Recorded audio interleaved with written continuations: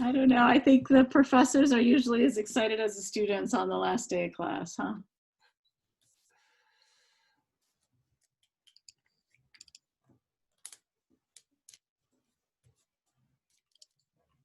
How many people do we have joining so far?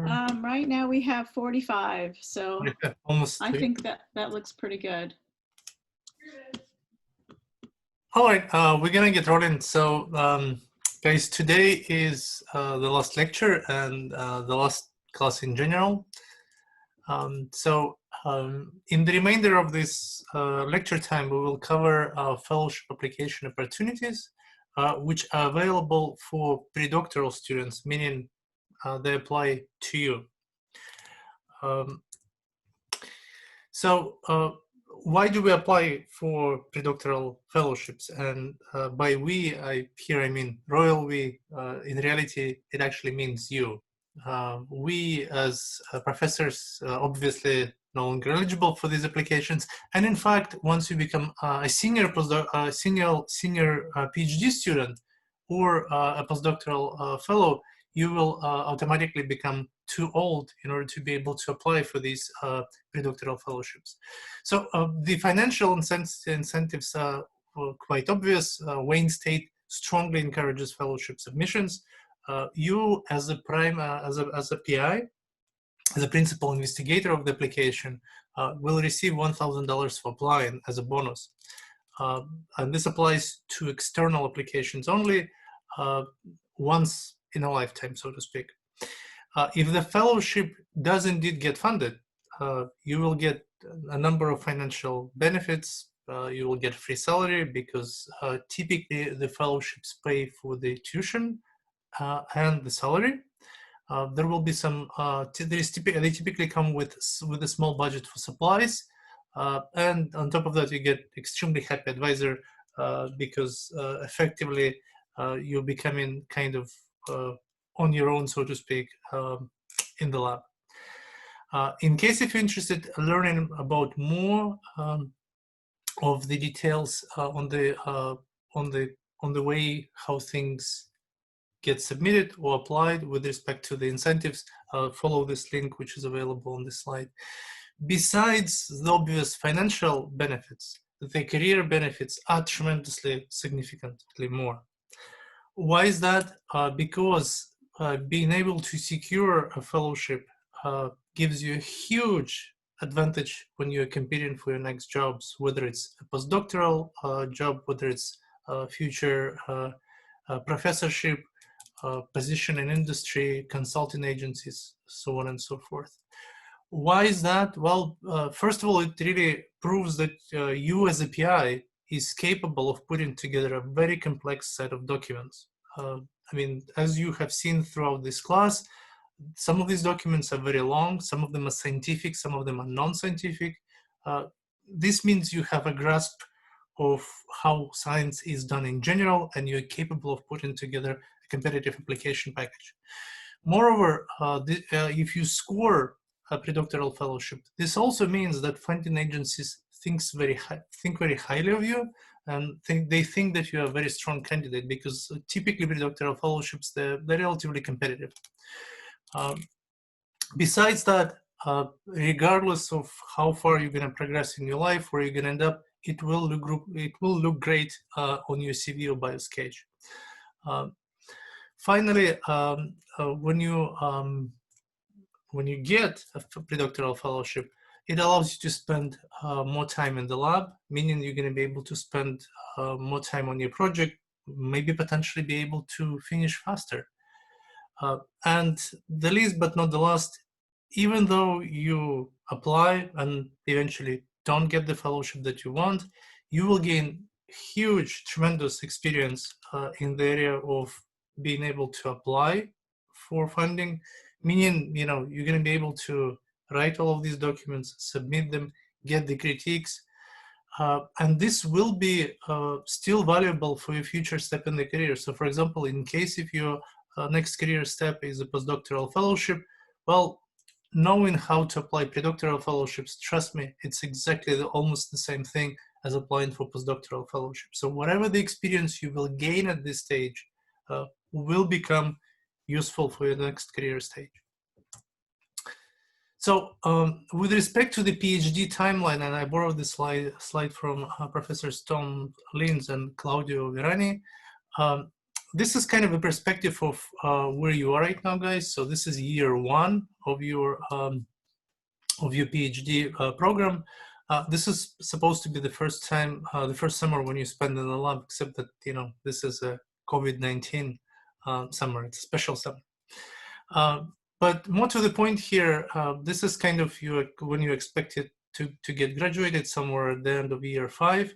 As I will be speaking a little bit more in detail, as you will learn, when we submit an application, we actually don't know the outcome for about 8 to 12 months. So as a result of that, there is literally almost no point applying for a pre-doctoral fellowship by the end of the 4th year. Why? Because by the time you're gonna get the result, it will be too late. You're actually gonna be heading to the graduation. So what this means in practice, you should be considering to apply for pre-doctoral fellowships anywhere starting almost like right now, but certainly you can start thinking about it maybe during year 1.5, you know, through the end of your 3rd year in the graduate school. There is another point that I would like to raise, is that timing is very critical when you apply. Again, it takes a few months to put a good application package together. As you learned in this class, it's more than just a single document. There are multiple scientific documents, and there are also multiple non-scientific application documents. So you need to think strategically and in advance to be able to put an application together if you are interested in doing this. So another point to mention here is that training and research plans are significant components of the application scoring package. So a myth that commonly, in my opinion, exists even among postdoctoral fellows, if I wait longer, I may be able to put together a significantly more competitive application package. And this is, in my opinion, not always the case. It's actually typically not always the case. Why? Again, going back to my previous slide, the older you become in this in this timeline of your PhD work, the less of a benefit for you there is to have a pre-doctoral fellowship. More importantly, as reviewers will be reviewing your package, so to speak, you as an applicant is not necessarily 100% or not even 50% of your entire score. Your training plan and research plans will be evaluated. And as a result of that, you know, in case if you put together a strong training and research plans, even though you as a candidate may have some deficiency, maybe you didn't have a single publication, it may still be okay. So another point that I would like to highlight here with respect to timing is certainly have a meeting with your primary mentor, your PI, your professor, and also potentially with other committee members with respect to several points. One of them is really to identify the opportunities which may be right for you. And what I mean here is your expertise or your area of expertise of your lab will be different from lab to lab. So for example, some labs or some students may be potentially more competitive applying to NSF, as we will be discussing today. Some others will be more competitive applying to NIH because of the biological focus of their work. Some others might not be eligible for any of these opportunities and may need to look someplace else. But being able to identify the opportunities early on can be quite helpful because it will allow you to think about these opportunities, think about your potential package that you need to put together and really plan for it. So the second thing that you need to identify during this meeting is a timeline for your funding application, and I will discuss the timelines for two most common types of application to NSF and NIH. And also identify good leads for your nominees or the people who will write your letters of recommendations, which we will be discussing a little bit later in more detail. Finally, with respect to the timing of the application, you need to keep in mind that the majority of the applications, which is not surprising, which we call A0 applications in the context of NIH applications, are not going to get funded in the first cycle. So typically what happens, you're going to submit an application, it will be reviewed, it will likely be rejected. However, in case if it was a very good application, you will still get the critiques which could be quite helpful for you to write your A1 or revised application and to resubmit it again. This may take anywhere between 8 to 12 months to make it happen. So as a result of that, going back to my cycle of a PhD program, so to speak, let's say hypothetically you applied during the year and during this period of time, let's say at 1.5 years into your PhD program, this means you're going to know the outcome somewhere around year maybe 2.25, 2.5. And really, this is the time window when, for example, in case if your project is going to get funded, well, you have 2-3 years of working on this project, or alternatively, you will have a timeline to be able to reapply to potentially remedy the deficiencies of your application. All right, with this, I'd like to switch, move on to the discussion of the NIH activities. And this is a nice summary slide. When you go to the NIH, you will be first immediately overwhelmed with the number of funding opportunities. So there are quite a few of different funding opportunities.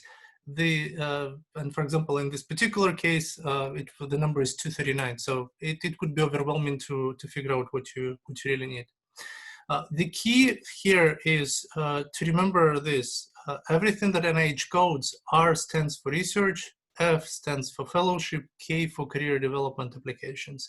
In your particular case, you're interested in F-type funding opportunities, which means fellowship opportunities. So again, you can go to the NIH site, again, looking at this link that you can find, and you can, following this link, you can identify the funding opportunities for any stage of research engagement in anything that is related to NIH activities, whether it's undergraduate, graduate, postdoctoral, and so on and so forth. So again, in our case, we're interested in pre-doctoral applications, and in this particular context, it's the funding opportunity which is called F31 funding opportunity.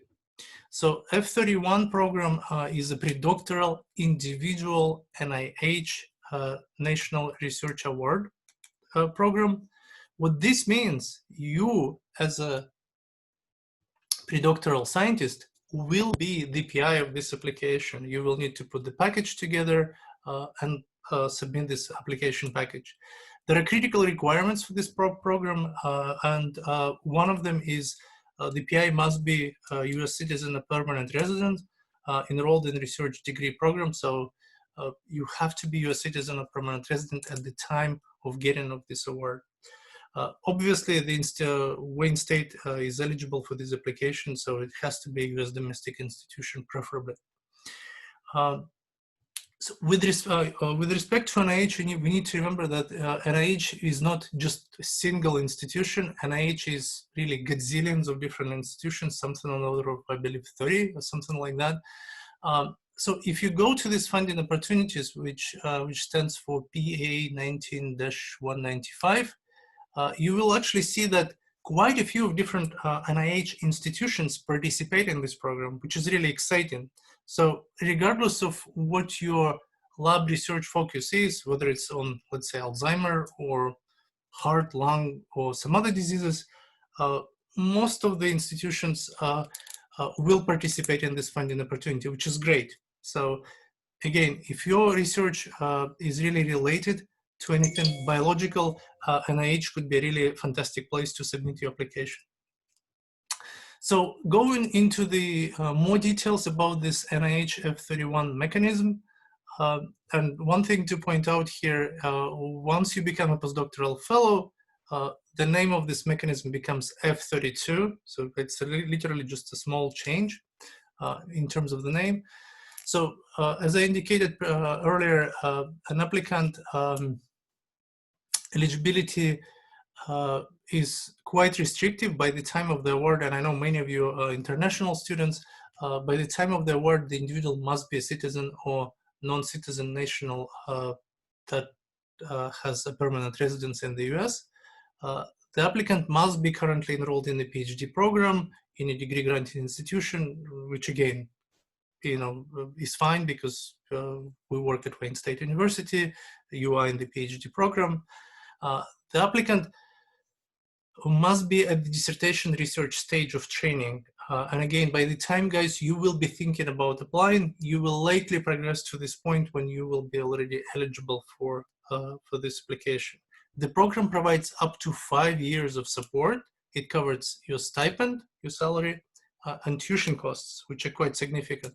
So, and also provides some supplies budget. So just to give you kind of an idea, 1 year of PhD support is approximately $50,000 a year at Wayne State University. So again, knowing that this program provides for up to 5 years, this really means you should really start looking into this funding opportunity again if you are eligible early on, because it will provide funding support for you from the time when you're going to get this award all the way to your graduation.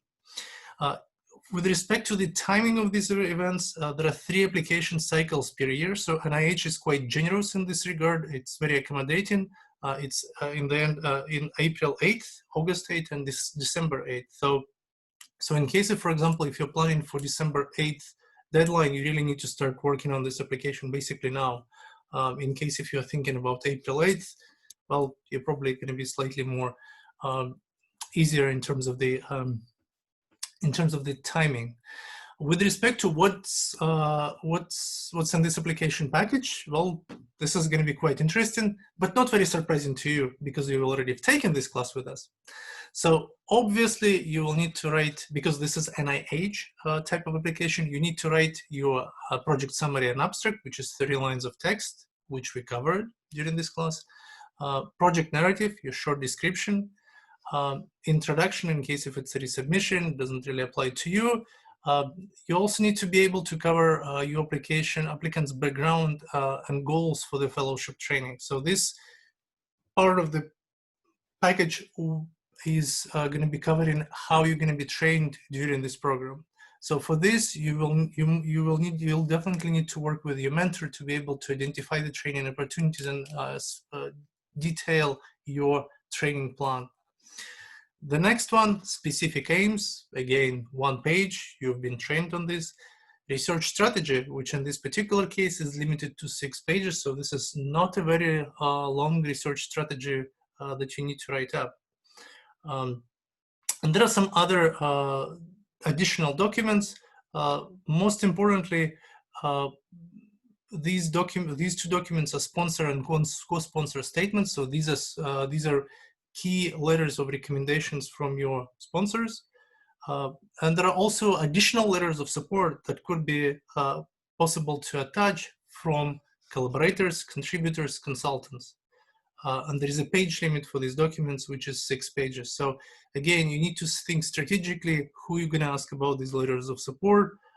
And my recommendation is plan ahead of time instead of running to the very last minute or very last month, I would even say, when you need to put all of these pieces of information together. Obviously, you still need biographical sketch. This is the reason why Mary Kay and I recommended that you should write your CV and biographical sketch now. Don't delay it. You may need it in case if you're applying for this fellowship. Now we're switching gears to a slightly different pre-doctoral funding mechanism, which is run by National Science Foundation, or NSF. So this is a program called Graduate Research Fellowship Program. It provides support for outstanding graduate students in NSF supported STEM disciplines, which includes chemistry, to pursue doctoral degrees in the US institutions. This 5-year fellowship includes 3 years of financial support, including an annual stipend of up to $34,000, which is actually fairly great, and the cost of education allowance, which is tuition of up to $12,000. With respect to the other requirements, The applicants must be US citizens or permanent residents. So this is, again, like one of the key requirements. There is unfortunately only one application cycle per year. So unlike with NIH, which is very accommodating, here you certainly need to plan strategically way ahead of time because there is only one application cycle per year. So keep that in mind. Applicants must intend to enroll or be enrolled full-time in a research-based graduate program. Again, chemistry, our department of chemistry is perfectly eligible. One other key requirement, which actually caught me by a little bit by a surprise, applicants must never earn a master's or any other professional degree in any field. So in case if you had previous master's degree, it automatically makes you ineligible for this program. Again, in case if you're interested in this program, follow this link to learn more details. With respect to the timeline, which again is critical for your planning, this cycle, this 2020 cycle is already over. There is currently no announcement. So, but there is kind of a pre-announcement for the next cycle. So you need to kind of watch out for July, early August, when this program for the next year becomes open. And the deadline for submitting the application, I believe, is sometime in October. So there is really not significant time window between when the program announced and between the time point when you actually submit your application. So as almost everything with NSF, you need to kind of think about your submission for October. So again, if you're planning for this cycle, you guys need to kind of like jump on it on ASAP. In case if you're thinking about the next cycle, well, your next cycle is going to be in a year plus from now. There's a question. Can you apply for more than one fellowship at a time? As far as I know, yes, but you cannot have two fellowships at the same time. So at the time when you will be deciding to accept one, it needs to be a very sensible decision, and you need to realize that you can only have one fellowship at any given point. You have to announce that you are applying for them both. So both NIH and NSF, for example, will ask you specifically what applications you have under consideration. So you have to be transparent about it. Right, and they will ask you about a very, very good point, and they will ask about it several different times. So, and this is another very good point. You need to be strategic at how you're applying. Selecting the deadlines, the timelines when you submit your application. So it may be, for example, beneficial to apply, I don't know, to NIH first and then submit your NSF application a little bit later. But keep in mind the structure of these applications is kind of different. So NIH has a very has one style which we actually reviewed in this class, and NSF has slightly different style. This should not stop you from writing both type of applications. I'm just saying that again, you need to have some strategic planning to be able to put two packages together. Yeah, and I'll say for NSF, it's typical that you would apply in your second year. So that would be this year for most of the students in this class. This means that they actually start working on it almost like right now, right? Exactly. Yeah. The students in my lab have only ever applied in their second year, and I'm not sure if that's a requirement, but that's certainly most typical for NSF. Yeah. I see. What is your experience, Marike, with NIH? You can be a little bit later stage, but again, you better start early because it takes a long time to review. So I'd say, but maybe second and third year, but I wouldn't even bother if you're after your third year. It's just too much time. Yeah, it's too much time and it's too late in the game. NSF also gives some very good tips with respect to the letters of support. And this, they basically give these tips with respect to their application for this program. But this advice is actually quite relevant for all the other funding agencies. So definitely do not underestimate the importance of the reference letters. Be comprehensive in your selection of the reference letter writers. So don't choose two people who would be kind of reviewing or providing the picture of the same kind of experiences. So they recommend being diverse with the choice of your letters of reference. So you may choose one letter from undergraduate advisor, one from your professor that you're working with, third letter maybe from somebody else. They're also considering being strategic with requesting of up to 5 letters of reference in case, especially when one of the writers may not be able to provide you with the letter of support on the in the right time. So the deadline for applications is in October, so you need to make sure that whoever is writing the letter of support is going to know that this is going to be happening and will write it by that particular timeline. Writing a good letter of support is time consuming. So, you know, whoever you're going to be asking for it, you know, this person is committing several hours of very hard scientific writing in order to be able to write a very good letter of support on your behalf.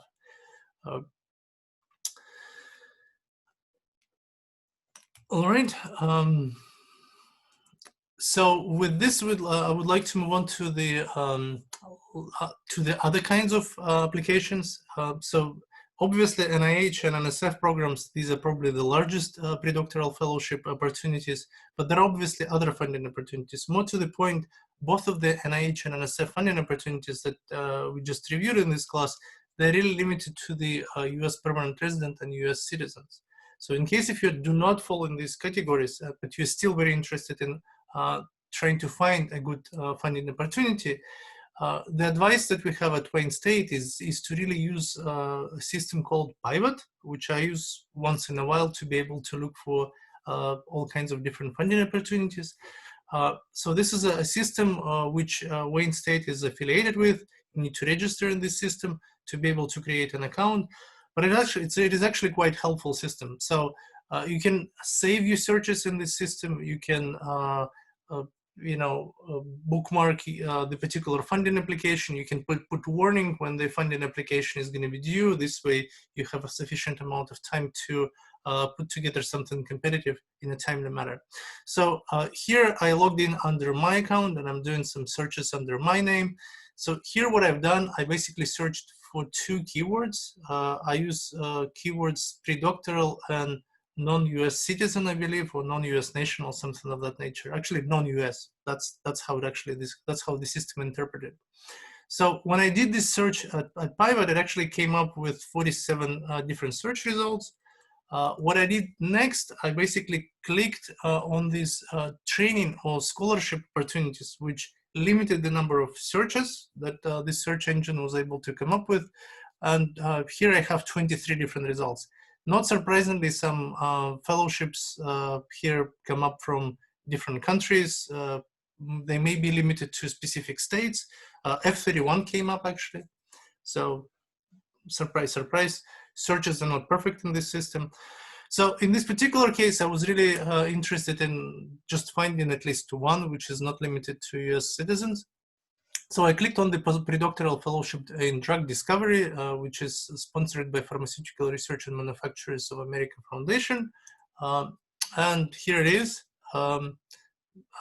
This website is nice because it gives you the details on this website. You don't have to go to external websites, such as, for example, Pharm Foundation, and look through the nitty-gritty details and trying to identify the requirements, deadlines, so on and so forth. So I find this website quite useful when you don't really know what you're searching for. So in this particular case, this funding opportunity provides up to $50,000, $25,000 per year, up to 2 years. Open to graduate students, unrestricted with respect to citizenship, but the research has to be focused on, I believe, drug discovery. So again, for some of you, this may be this may fall within the areas of your interest. For some of you, this may not necessarily cut it. So use this system to be able to identify other funding opportunities which will match your skills and research interests. So with this, I'd like to switch over to the last homework. This is homework 15, which will be due on Friday, July 17th, which is kind of far away. So this is about what, almost 3 weeks from now.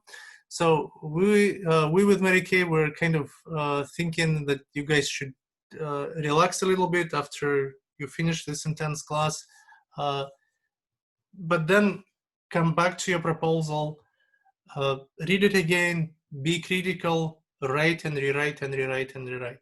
So after today's discussions, you should receive 2 copies of the critiques of your report, of your grant proposal.